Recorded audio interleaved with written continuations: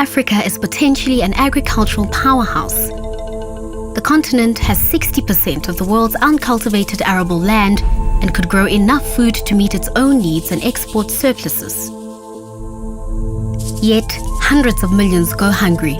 Despite recent progress, Africa's farmers face immense struggle in improving their livelihoods.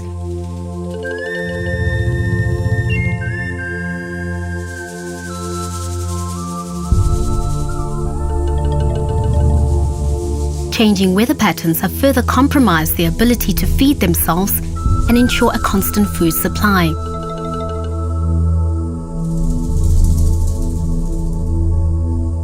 The growth of African economies has seen massive international investment from multinational companies in the production of agriculture.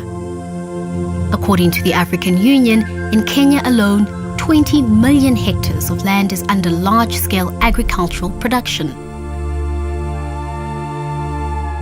Big international investors bring modern equipment, drought and disease-resistant seed, and much-needed foreign investment.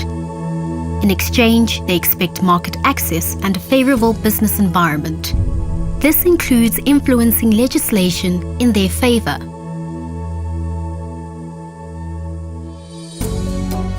So our farmers' rights suffered irreparably when the multinational companies were allowed to sit at the forefront of legislation writing, and with very low participation from farmers and from all the organizations that are working with farmers. They were able to pass a very draconian law that makes it criminal for farmers to save their seed, to replant their seed, to exchange their seed, and even it's a very horrible law that goes against every aspect of farmers' rights and Kenyan rights to their genetic biodiversity.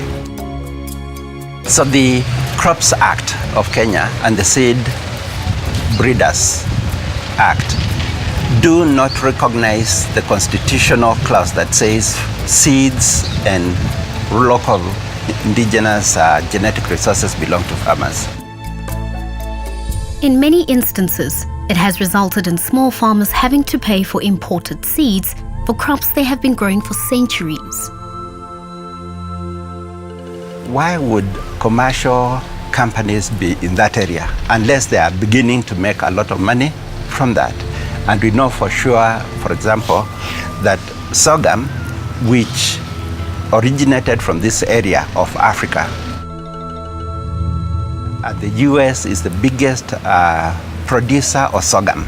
They are selling in millions and millions of tons of that sorghum to China, to Europe, where they do not want genetically modified varieties of maize and whatever it is. Imported seed is expensive, especially if you're a subsistence farmer.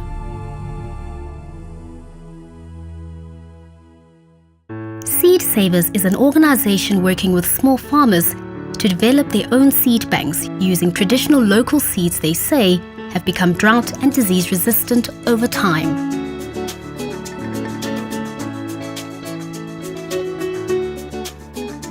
When the Seed Savers Network came, they told us about farming without fertilizers, which we did not have money to buy, planting our indigenous seeds, which we don't need to go to Agrovet, and we did not have money. So we liked the idea so much because that's what we wanted to hear.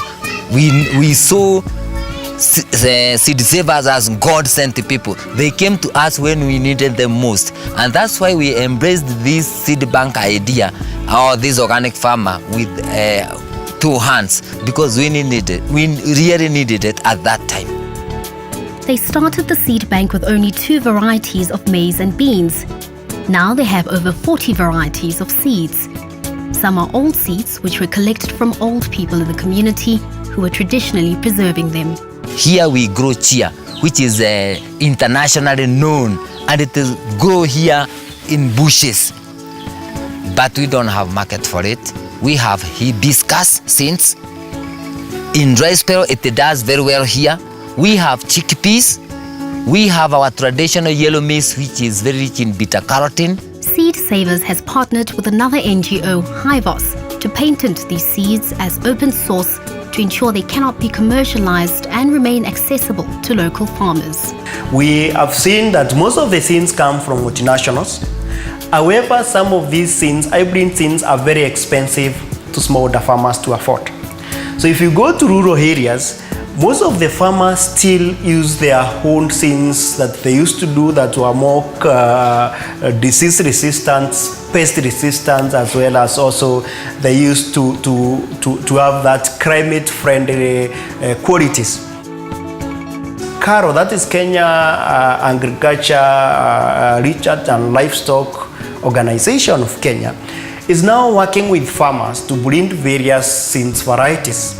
And we are trying also to work and support the kind of system so that farmers have also freedom to use their own seeds. What we are trying to do is we are trying to work in a number of fields. One is multi-stakeholders platform, bringing all the stakeholders in seed sector, private sector, government, civil society organization, and also for farmers together to create a movement on open source seed system. Free access to seeds that are able to withstand the severe weather conditions brought on by climate change brings a level of stability to the lives of small farmers. It's an important part of the plan to ensure Africa can become food secure in spite of the uncertainty that climate change will bring.